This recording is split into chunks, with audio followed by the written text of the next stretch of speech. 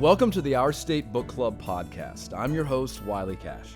In today's episode, we talk with author Leigh Henion about what compels her to pursue the wonders of the natural world.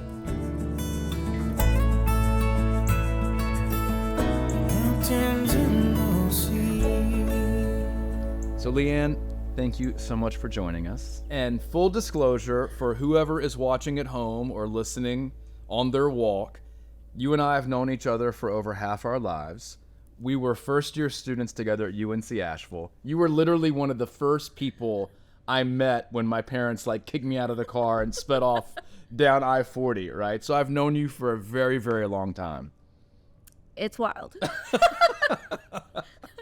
And one thing when I think about, your time in college at UNC Asheville is that you were really someone that I've always admired for kind of charting your own path, not only in your major, but in your career. So can you talk about how some of those early experiences you had post-college as a journalist and a photographer, and how that led you to do what you're doing now? Sure. I've always admired how you knew exactly what you were going to do. You're really typing away at your short stories in your dorm room. Meanwhile, I'm sort of just bouncing around campus, Asheville, the world, trying to kind of figure it out.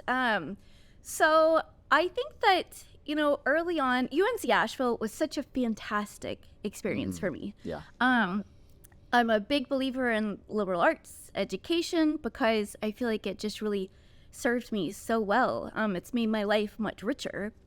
And so those early experiences, it's hard in hindsight to look back. How did you get where you are? But, I actually created my own degree before interdisciplinary studies was a thing. Yeah. And the other person in our class that did that was, I'm still great friends. Yeah. One of my best friends still to this day. And so the opportunity to do that, to say, hey, these are the things that are drawing my interest. These things seem to fit together to me. That was really empowering to me as a college student, undergrad.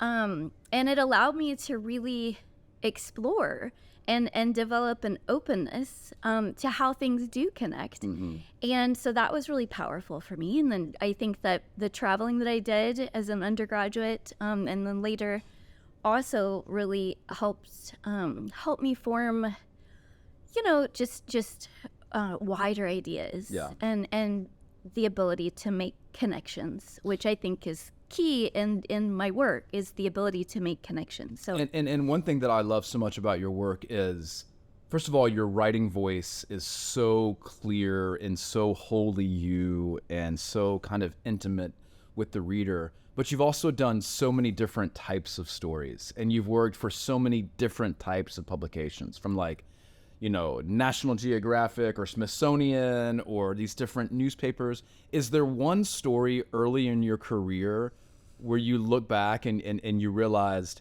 this is what I want to do? How did you find yourself into those early stories? Well, as you might remember, I thought I was going to be a photographer. Mm-hmm, absolutely. So, yeah, and you were a great photographer. So thanks. But I was going to be a photographer, and then I was like, oh no, let me choose a more practical path.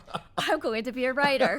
Yeah, so my parents were thrilled. No, they really were very supportive. But, I still, it's wild. But so, when I went from photography to writing, that was a process. I think photography made me a better writer because it, in photography you have just this much space. Yeah. So, how can you tell a story in just one frame? You have to, take it all in, tell a story in one frame. So I think that it helped me hone in on detail. I think that it helped me become a better storyteller. But so I actually was a community newspaper reporter before I was freelancing for national publications. I was a community newspaper reporter for the Mountain Times in Boone, North Carolina, and that really, I got a sense of community.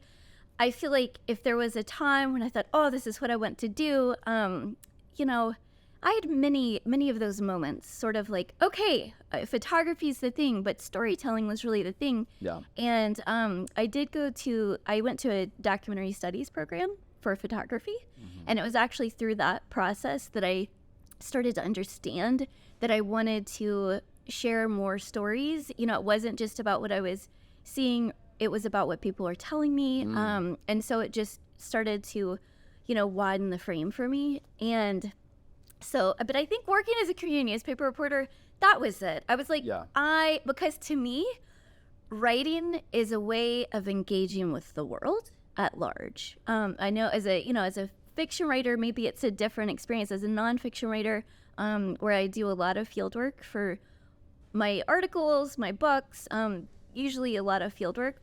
And it's a similar, go out, take photographs. And I'm so old, it was like, go back to the dark room. But, or, go to your computer and, process, you like edit. But, there's a nice balance there. Yeah. And so I feel like that job really helped me see that part of it. Was there one early story with the Mountain Times that you remember being particularly, and that's a great newspaper. I mean, I've done interviews with them. I mean, they've been really supportive of me. But is there one early story that you look back on and you're like, gosh, I was a dumpster fire. I was out there, just like on the scene. And, what were those early experiences like? Were they like, here's your pad and your camera, go find a story? No, or were you getting actually assignments? that was the greatest gift, right? Because I actually kind of created my job. Oh, wow. Everybody's doing their beats, and I kind of came in and I'm just like, what if I, what if I do this? Or like, they really just kind of let me free range. And so I did. I mean, I created actually, like Humans of New York, years before Humans of New York, I did I did a man on the street, like with people talking about their jobs, like what they did for a living. Like it was like man on the street in Boone. And I just loved it doing that. And so I don't know. I mean, I'm always a little bit of a wild card, Wiley. No, but I love that. I think dumpster fire. I think there's a lesson there for writers and creative kind of entrepreneurs who are listening or watching. Sometimes we do have to go out there and create the space that we are the ones who are going to fill that space. To go to an organization or a newspaper or a bookstore and say, here's what I want to do. Can I do it? Well, it's like here's something. It seems like you don't really have anybody just roaming the streets. Yeah. I will be your street roamer for a price, a low price. So it was a great gift to me. That's cool to be able to do that. We'll be right back with Leanne after a quick break.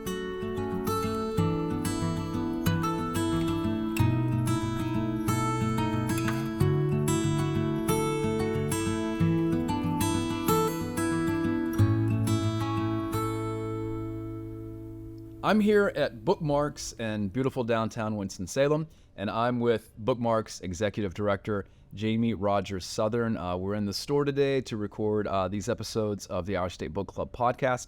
And Jamie, first of all, thank you for joining me. And I want to ask you a little bit about the mission of Bookmarks. Yeah, thank you so much for having me, first of all, and thanks for being here on this chilly, beautiful morning. Bookmarks as an organization really is dedicated to community. So everything we do is through the lens of how can we bring people together for conversations, for learning opportunities with books and with authors. So we run all of our programming, all of our author events, all of the outreach we do into the community through that scope of, is this accomplishing what our ultimate goals are surrounding community. One of my favorite things about the store is not only how beautiful this space is. This is visually one of the most beautiful stores in the country, much less North Carolina. But it's also the community stuff that y'all do. But one of the most exciting things you do is every year you do the literary festival. Can you tell us about the festival, how big it is, what the reach is, especially in the schools, and how many people you serve? Yeah, so that's actually how Bookmarks started, was as a book festival. And so this past September, we just celebrated 19. So really excited about next year's big one. But the festival really is centered around the same mission as well, is how can we bring people together who are local, who are visiting, who are from all over the country, really, to celebrate books and authors. So it's currently the largest annual book festival in the Carolinas. We typically draw about 20,000 people to the Saturday Free Festival. We have coordinating events on either side of that Saturday Free Festival. And a lot of it is engaging with the schools, like you mentioned. So unfortunately, this year with the hurricanes that have hit Western North Carolina that have been so tragic, though we in Winston-Salem were spared the most of the damage, we were impacted because our schools were closed. So the 40 school visits we had planned with 20 visiting authors were canceled. But typically when we do have a festival, about 20 of our authors visit area schools. So we have about 8,000 kids we typically reach on that one day. And just to put that in perspective, year round, we hit about another 8,000 kids. So it takes a whole year to do what we are able to accomplish on that one day. That's just amazing. And Winston-Salem is such a beautiful, walkable downtown area. And the festival is so contained. And I've been here. I find a way, even when I don't have a book out, to weasel my way into attending the festival in whatever capacity y'all will allow. And I'm aware that there are 20,000 people, but it doesn't feel overwhelming or crowded or stifling. Y'all do such a good job of spreading it out. It's walkable, but it's breathable and enjoyable.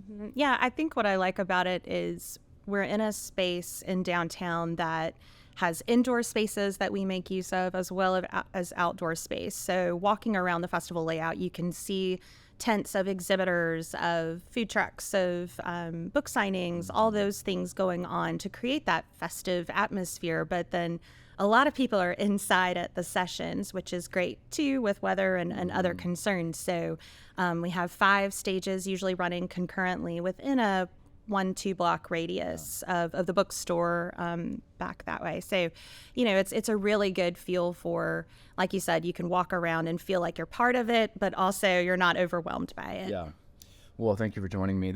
I'm at Bookmarks. It's a community-owned bookstore, but it's a bookstore that is really drawing people from around the country to visit. So if you're in Winston-Salem, or if you're not, come by.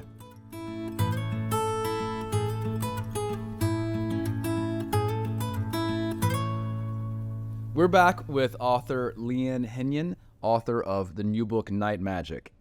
Leigh, so can you talk to us about growing up in North Carolina and what kind of early experiences or mentors you had from your childhood that prepared you for the life of a writer and for this life of exploration?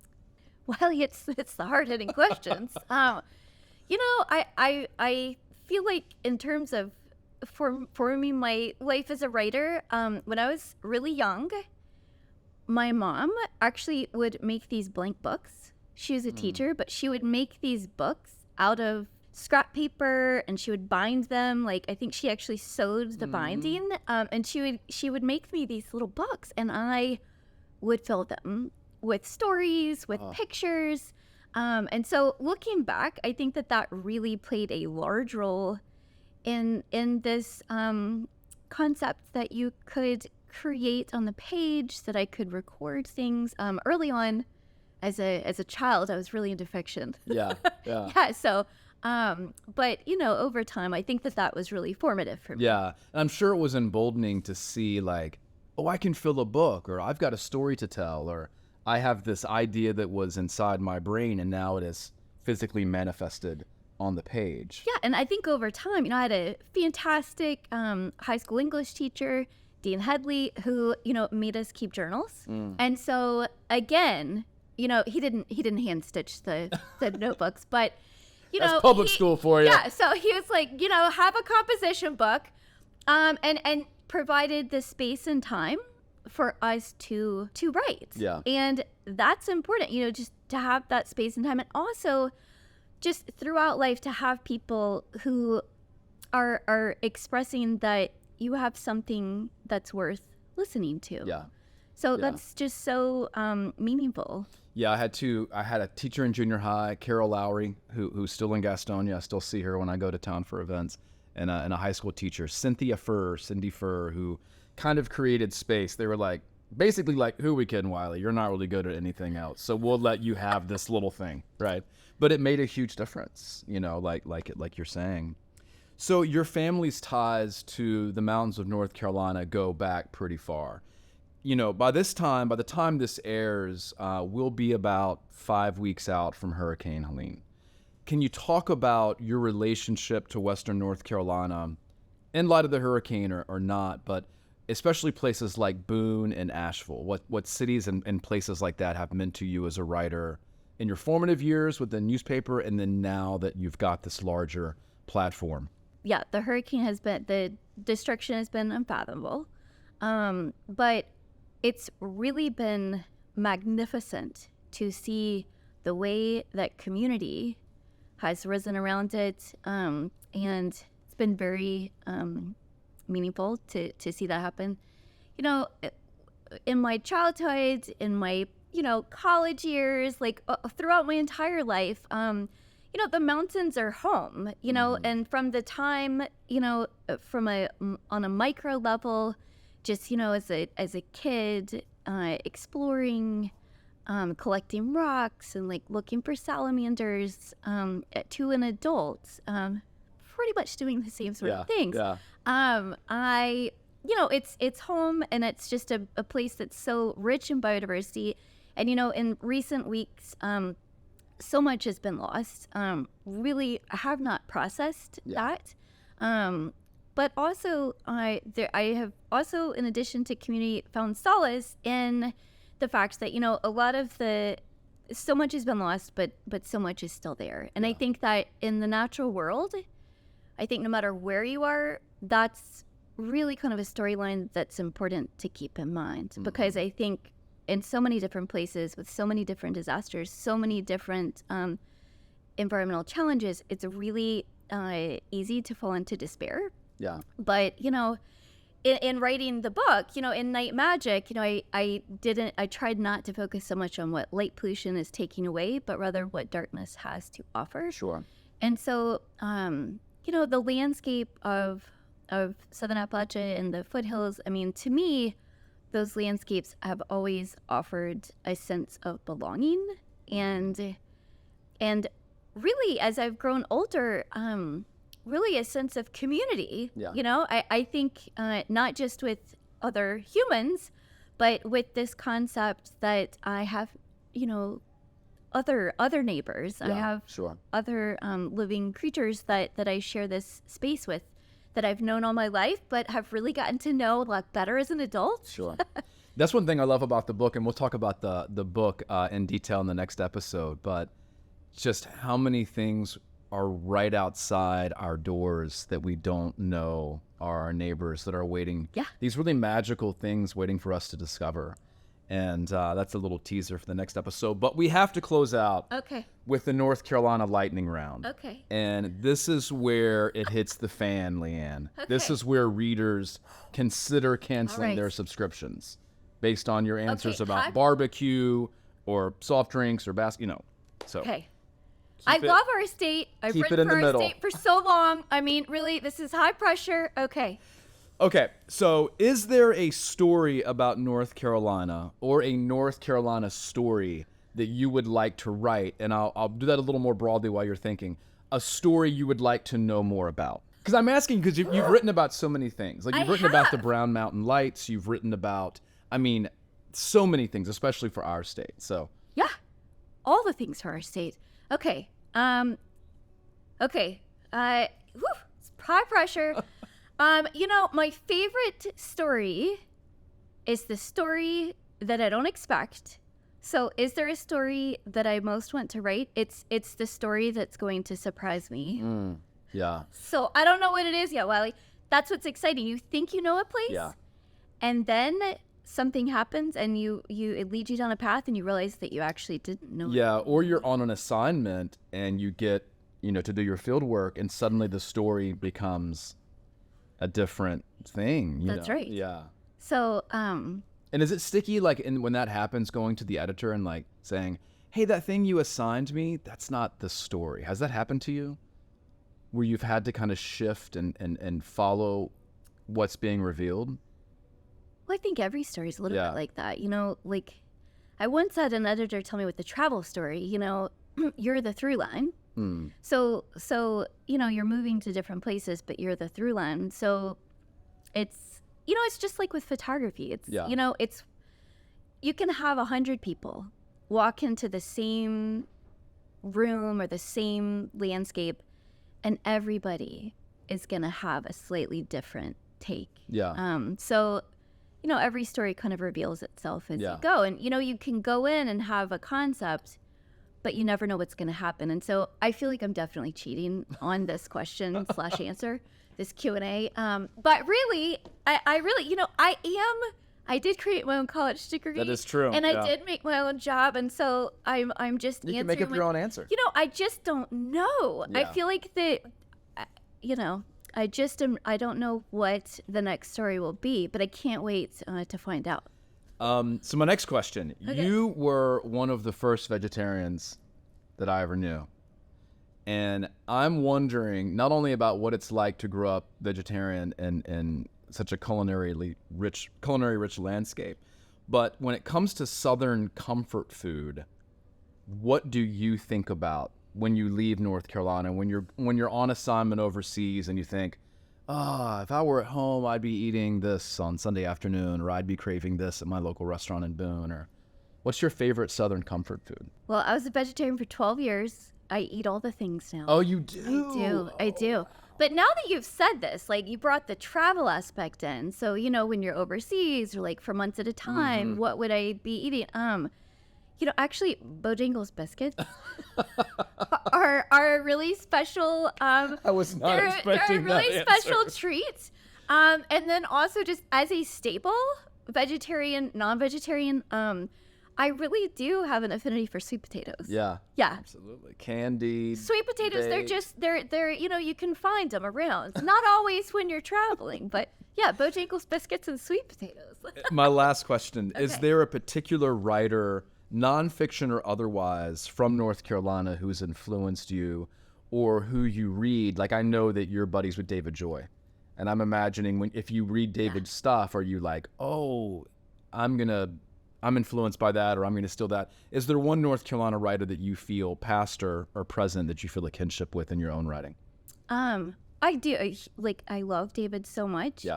And really like a soulful connection. I mean, I just, Sure. in just as a person though. Yeah. So, it's like, what writers have influenced you? I mean, I could go through a whole list, and I did, Appalachian literature in general is such a powerful genre for me because, as a young person, I didn't really have a lot of books that were speaking about landscapes that I knew and loved. Sure. But yeah, I mean, David Joy is just like an influence on me as a human. Yeah. And obviously, Wiley Cash is a huge influence on me as a human.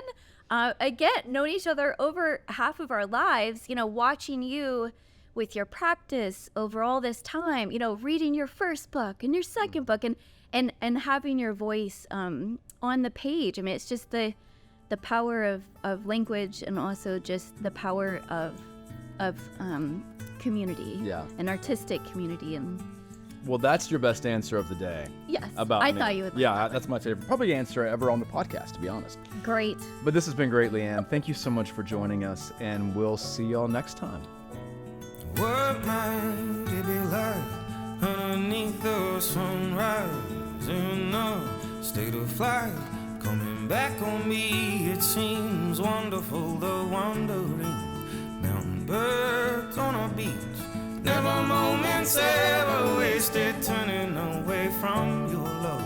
Honeybees, gardens of sweeter fruit, never tasted, no turning to other things. Will you be, will you seem, sweeter fruit, never tasted, don't turn your back on me. Mountains pushing into the sea, mountains into the sea.